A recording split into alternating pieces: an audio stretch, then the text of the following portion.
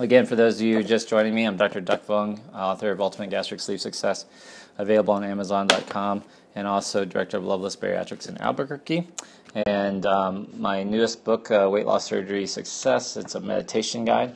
So tonight's topic is on meditation. And thank you for sharing. And KY Caton, thank you for inviting followers. Thank you. So just keep giving me hearts, because we're trying to get 1 million hearts before October 1st, my birthday, and also 10,000 followers before my birthday too. I'd be so stoked. So I've been meditating for pretty much every morning for about 4 years, and for the last 6 months or so I've been going to a meditation center called Kadampa Meditation. Despite meditating every day and reading several books on meditation, going to a Kadampa Meditation Center has really just increased my understanding of how everything works and meditation needs to work. If you don't listen to Thich Nhat Hanh, I strongly recommend you do. His name is spelled T-H-I-C-H. That's the first name, Thich Nhat, N-H-A-T, Hanh, H-A-N-H, Thich Nhat Hanh. He is a Vietnamese Buddhist monk who was nominated for the Nobel Peace Prize by Martin Luther King, and very wise man. But the quote I like to use by Thich Nhat Hanh is, he says that obesity is nothing more than the manifestation of all of our suffering. Obesity is nothing more than the manifestation of all our suffering. Thank you. That's a really powerful quote, and the more I do bariatrics and the more I hang out with the more I meet patients and people who struggle with their weight, I know that that is a very true statement. Obesity is nothing more than the manifestation of all of our suffering. And the purpose of Buddhism, in case you don't know, is basically to end all suffering and understand that it's possible to achieve permanent happiness. There's no real deity in Buddhism. I'm not a Buddhist, but there's a lot of wisdom in that. So, Buddhism teaches us that life is full of suffering, and you need to understand that there is suffering and what to do with it.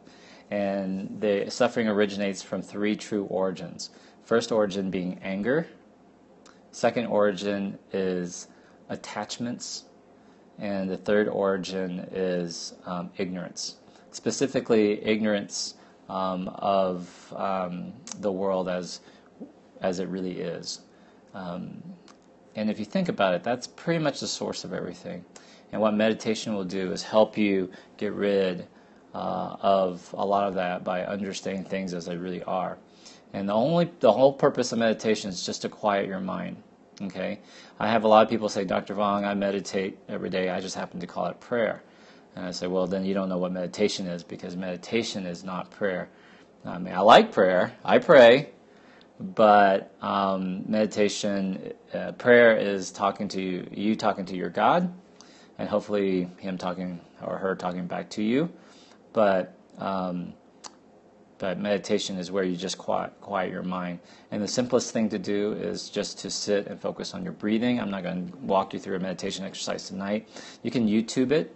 You can YouTube meditation. Just go to YouTube and do, I like Deepak Chopra Mindful Meditation. You pull up a bunch of great videos. So the purpose of meditation is to quiet your mind. Now, if you believe the first quote, which is that obesity is nothing more than a manifestation of all of your suffering, and the purpose of meditation is to quiet your thoughts, that way you don't suffer as much, you can see right there that there's a direct link. Okay?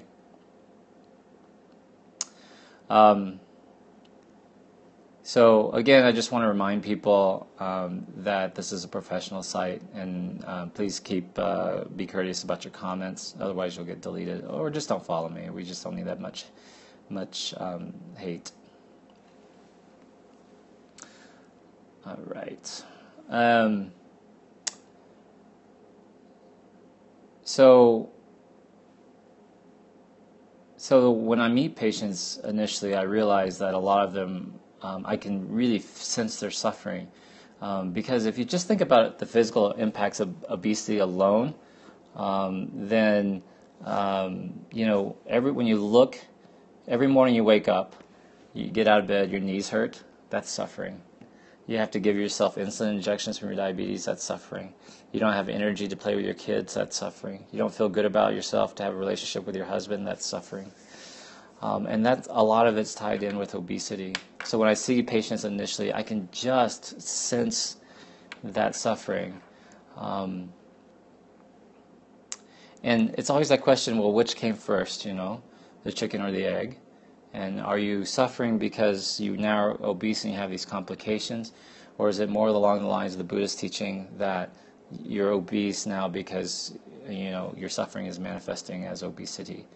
And I would say that if you meditate long enough, you realize that there's a lot of truth in that our suffering shows up as obesity. We just happen to live in an environment and a society that allows us easy access to calories, empty calories, and a lot of marketing and advertising that makes it really easy for obesity to show up, for our suffering to show up as obesity,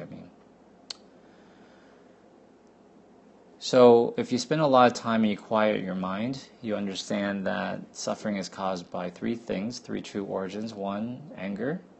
2, attachments. And 3, ignorance of how the world really is. So anger, there's briefly about all three, there's nothing beneficial of anger. It only adds to suffering. That's the only path it leads to. And then some people might say, but I use my anger to motivate me. I use my anger to get things done.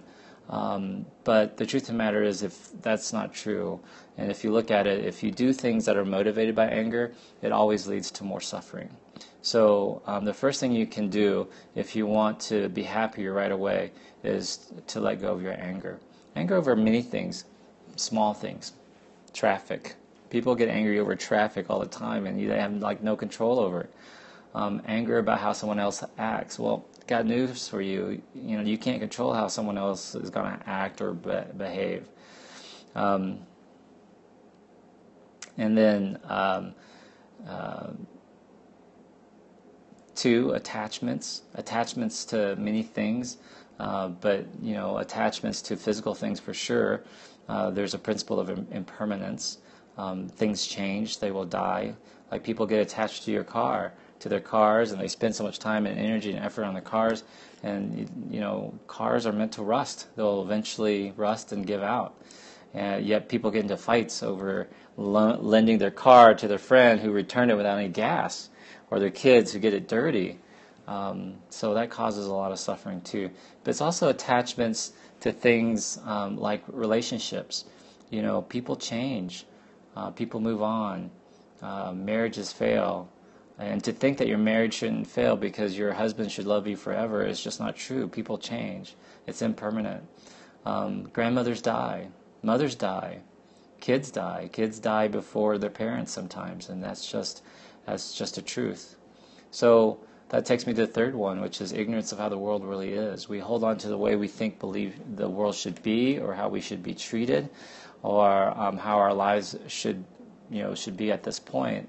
And that's just not a truth. So in a society where we have such easy access to calories, it's so easy to see how our suffering can show up as obesity. And in fact, I encourage all my patients that if they really want to be successful long term, they've got to let all that go. They have to let all the anger and resentment go. And we all have it to some degree. Not everyone was abused as a child. Not everyone had an alcoholic dad or a mom that ran off. That's not what I'm saying. But it can be suffering from many small things. Bad marriage, a son that died too soon. You should have gotten the promotion. It can be many small little sufferings that happen and then add up. So you'll learn that if you'll take the time to learn to meditate. It is, meditation is often said, it is the biggest gift you can give yourself. And if you can't find time to meditate once a day, you should meditate twice a day. And I'll probably come back later and give a talk on actually how to meditate. But that's something for you to ponder tonight, is that there are, last night we talked about strategies. there are strategies, and people know strategies like eat less, exercise more, eat more salads, go to the gym early in the morning. Those are all strategies. Another strategy is meditation. You can use that for your health, overall health, and weight loss. But if unlike dieting, what meditation actually does is answers deeper questions. It gets to the point where you then ask yourself very poignant personal questions like, who am I? What am I meant to do? Why do I act the way I act? Why do I feel the way I feel and respond the way I respond? So definitely I strongly encourage that. All right, that's the end of my talk part. In summary, meditation will help you lose weight because Buddhist teaching tells us that obesity is nothing more than the manifestation of all of our suffering, and meditation will ease that suffering because it will teach you to let go of the three origins of suffering, which are anger, attachments, and ignorance. All right, so we're going to